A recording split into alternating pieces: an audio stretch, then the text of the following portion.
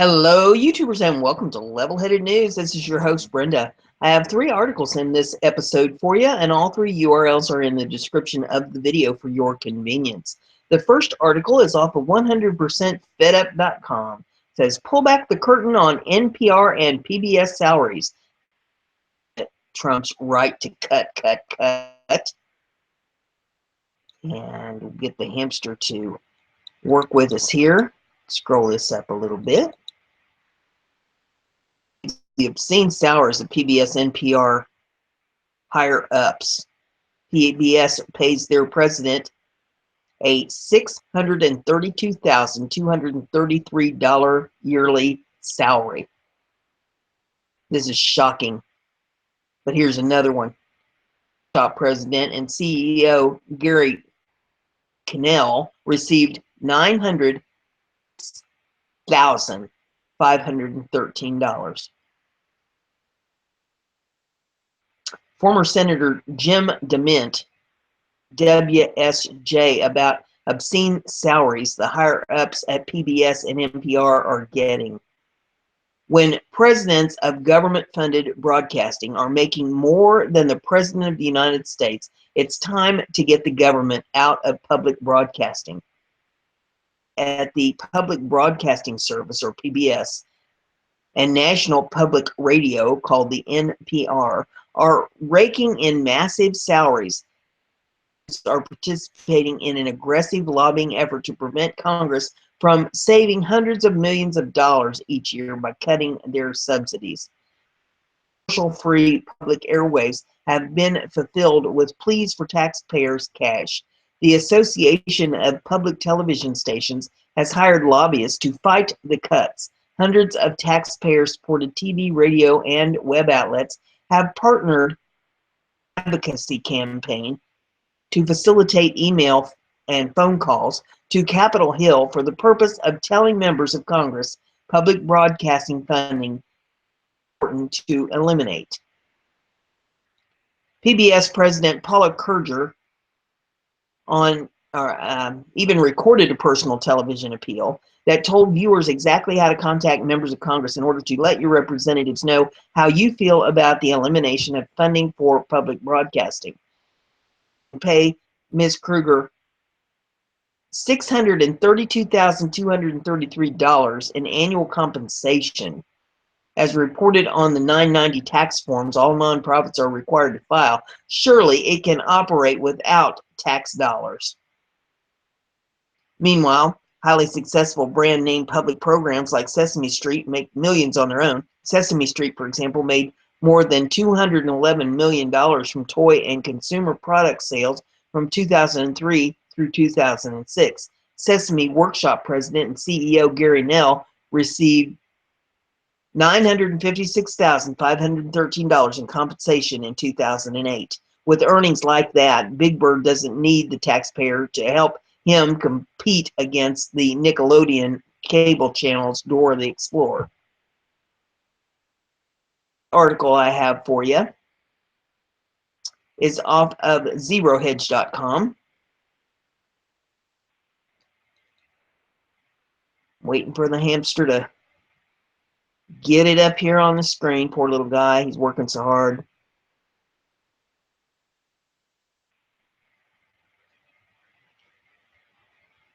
Used car prices crash most since 2008. According to NADA Used Car Guide, wholesale prices on used vehicles are getting crushed. Let's take a look at the details. Used car prices since 1995. Around here. Hamster's out of control. Let's give him a minute to settle himself down here.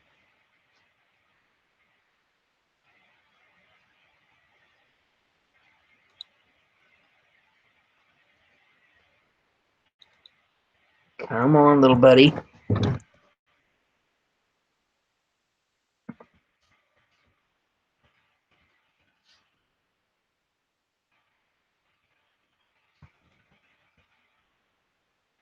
Well, he's having a problem. Give him just a second here to get his act together. May have to reload the page.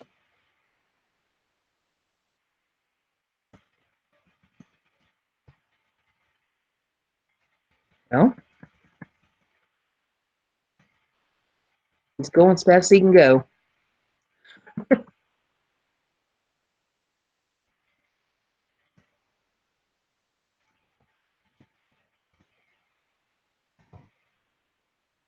See, the wheel is spinning. He's trying. Give him a chance here.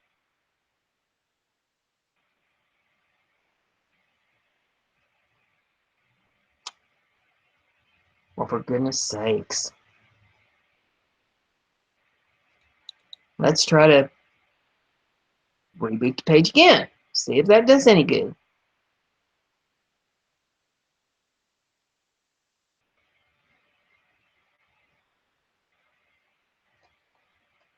Okay.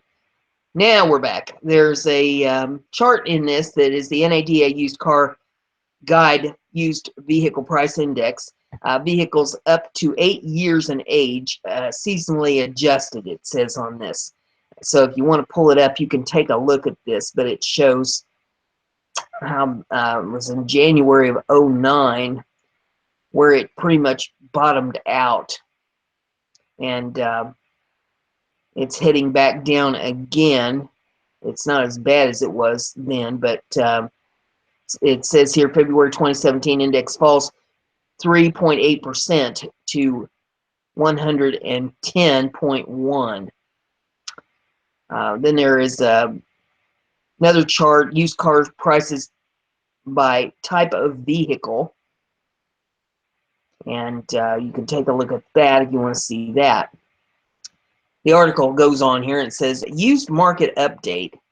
In a reversal of what typically occurs in February, wholesale prices of used vehicles up to 8 years old fell substantially last month, dropping 1.6% compared to January. The drop was counter to the 1% increase expected for the month and marked just the second time in the past 20 years prices fell in February, last year's scant 0.2% being the other instance.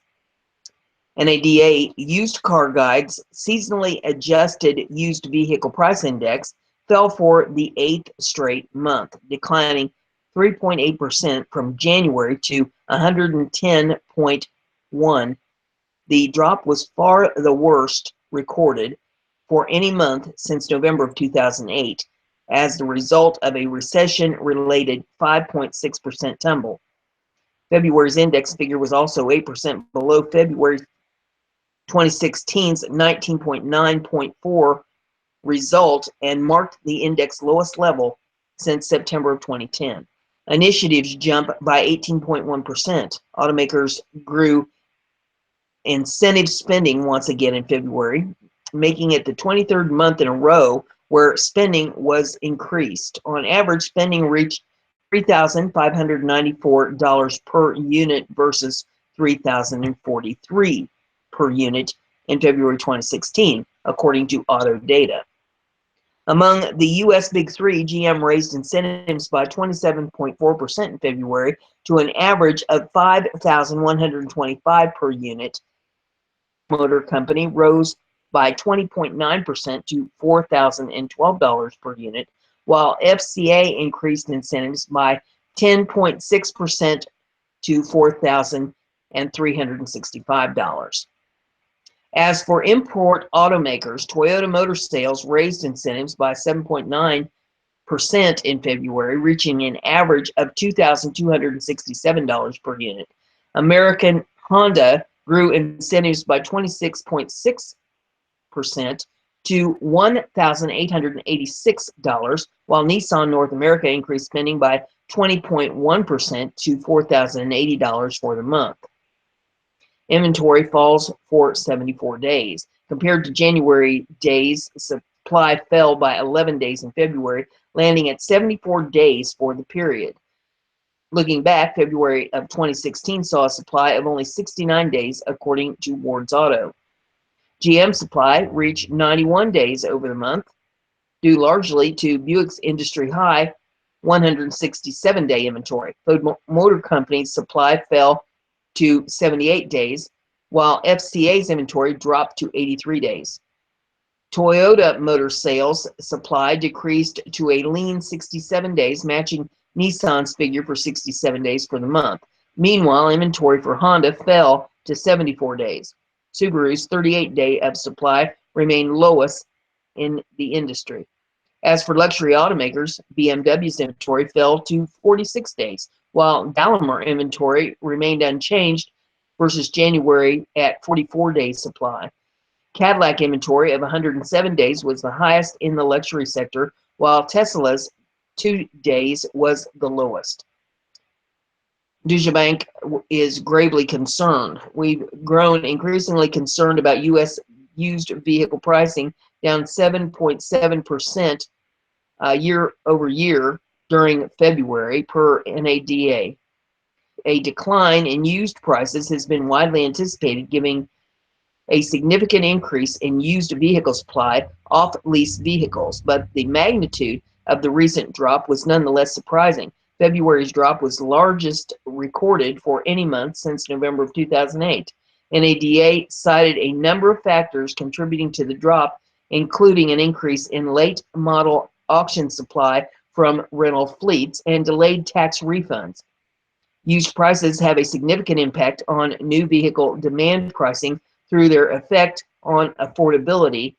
Most new car purchases involve a trade-in. And there's some more charts in this if you want to pull it up and take a look at them. It says new used vehicle pricing and demand relationship. Some consumers shift from new to used when used vehicle prices become relatively more attractive, negatively impacting new vehicle demand. Used prices deterioration also has an impact on credit as lenders watch loan loss severity and frequency and tighten when this stat weakens, potentially creating a negative feedback loop. At a more macro level, used vehicle price weakness is also seen as an indicator of aggregate vehicle supply-demand imbalance in the economy caused by new vehicles entering the park significantly faster than the rate of scrappage and net new licensed driver growth. This situation should ultimately self-correct as new car sales come under pressure. That said, the biggest fear for investors is that auto OEMs become incrementally more price aggressive to support new vehicle sales. Historically, every 1% decline in used vehicle prices has corresponded with a 0.2 decline in new vehicle prices. NADA partially blames late tax refunds for some of the decline in March. While it's true the IRS slowed claims for earned income tax credit, called the EITC, and the additional child tax credit, the ACTC, to combat fraud, late refunds in 2017 cannot possibly explain an 8-month trend. Yet, based on tax refunds, NADA expects a rebound in used car prices in March. With massive incentives on new vehicles, I say, let's see. Regardless, it's pretty clear that and it takes bigger and bigger incentives to recall that on March the 7th, GDP Now first quarter forecast plunges to 1.3% following vehicle sales and factory order reports. FRBNY Nowcast did not take auto sales into consideration. On March the 15th, I reported GDP Now forecast dips to 0.9%. Divergence with Nowcast hits 2.3 percentage points. Why? Is this all related to slow tax refunds? We'll soon find out. The comments on this one are very interesting. I'll just read the very first one. If you want to read them all, you can pull them up and take a look at them. This very first one says, nobody has any money left to buy a used car, but a loan for a new car is easy as 1, 2, 3. Nothing down, no credit check, $500 monthly payment, easy credit. That speaks volumes, but people getting in debt, it's not going to be good if it crashes, now is it? The next article's off Daily Mail, and it says, well, Here we go. Inside the billionaire bunkers, where the world's super rich will ride out the apocalypse as sales surge since Donald Trump was elected. An increasing number of people are spending millions on doomsday bunkers to survive a catastrophic event. Sales of underground bunkers have increased in some instances by 300% since Trump's election win. Some of the biggest U.S.-based facilities are located in South Dakota, Texas, Kansas, and New York. Many of the bunkers are built to house thousands of people and to potentially withstand nuclear explosions. Of the world's super rich are preparing for the apocalypse by purchasing doomsday bunkers. But don't expect the 1% to slum it out in drab dwellings as they survive the end of the world. These bunkers feature some of the most lavish layouts imaginable and are designed for the more modern survivalist. Your father or grandfather's bunker was not very comfortable, Robert Vincenco, CEO of Vivos, told CNN. They were gray, a ship or something military, and the truth is mankind cannot survive long term in such a Spartan, bleak environment. And there's some pictures in this and some video if you want to pull it up and take a look at that. The article goes on to say Vivos is one of the world's leaders in bunker construction. The company's latest offering, the X Point, is advertised as the largest prepper community on Earth. Dotted across 9 square mile fields in southwest South Dakota, far from nuclear targets, according to Vivos, are 575 bomb-resistant bunkers that can comfortably sleep 10 to 15 people each. The bunkers are about 26 feet wide to 80 foot long and have enough room to keep enough supplies for 12 months. With the security tag, the bunkers go for $25,000 for a 99-year lease plus $1,000 annual maintenance fee. And those who buy a bunker will still have to pay to install their own plumbing, electrical, and air filtration systems. And there's some more pictures if you want to see them. After those extra costs are factored in, the total price can explode to as much as $200,000.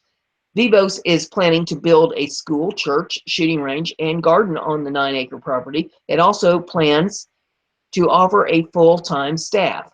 The bunkers were originally used by the Army in 1942 and built with super reinforced concrete steel walls and doors just in case the bombs they stored blew up.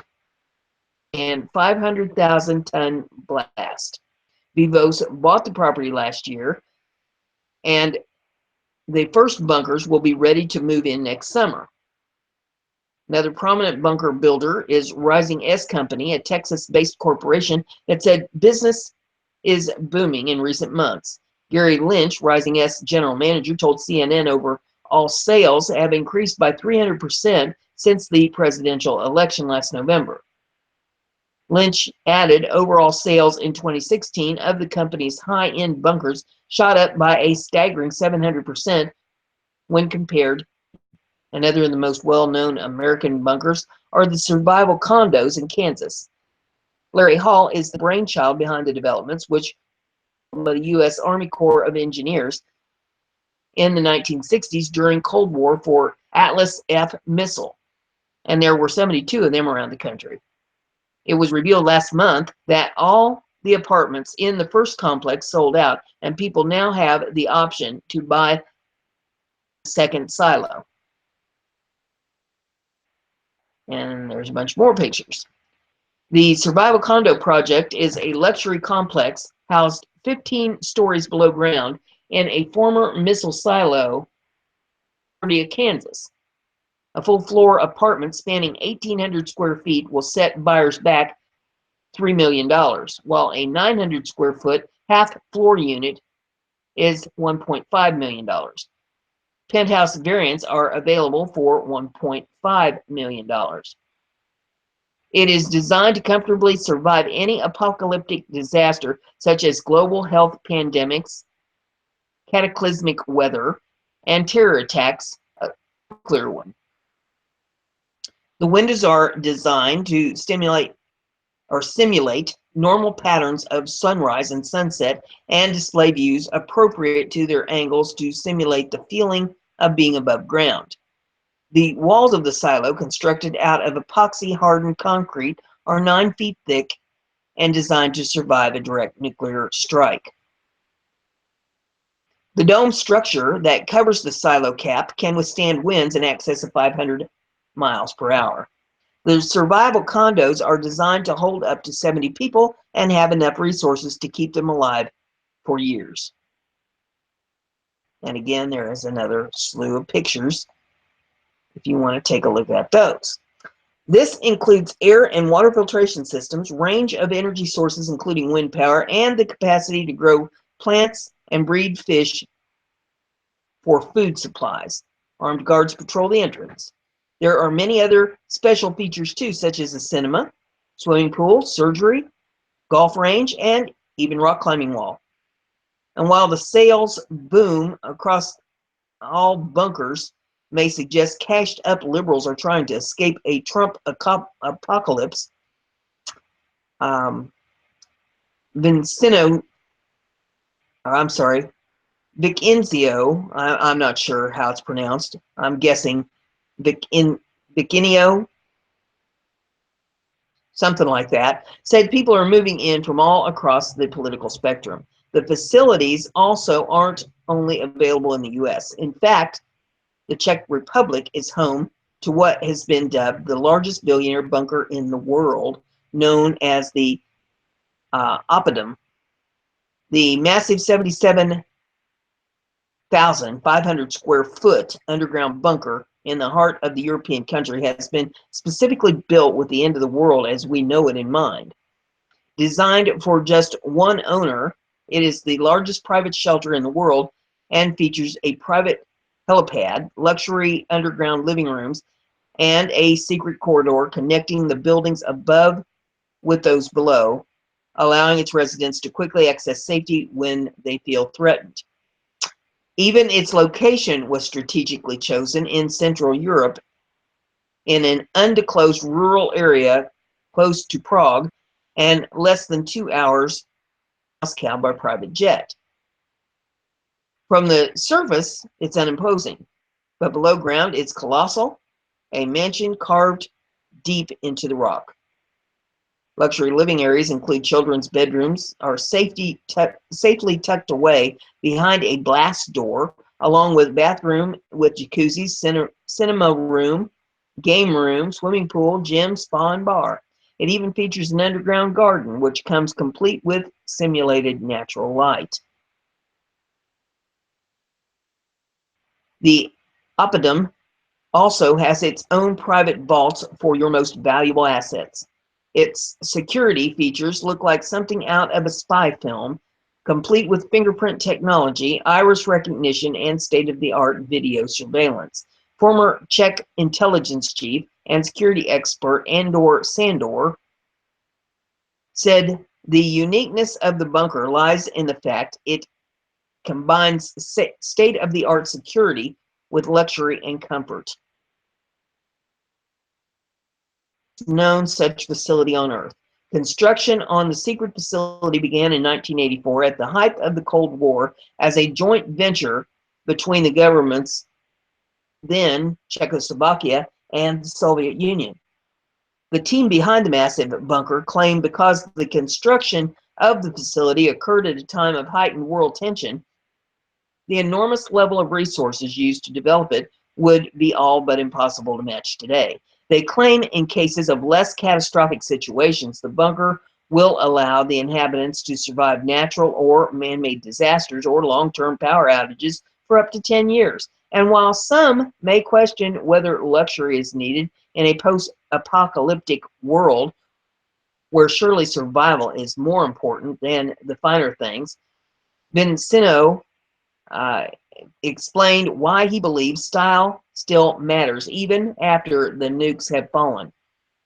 These shelters are long-term, a year or more, he told CNN. It had better be comfortable. So there is all I have in this episode, but there's more to follow. If you like what I'm doing here, give it a thumbs up, share it on your social media so everybody gets to hear the news. And don't forget to subscribe if you haven't done that yet. And that way you'll stay informed. See you in the next one.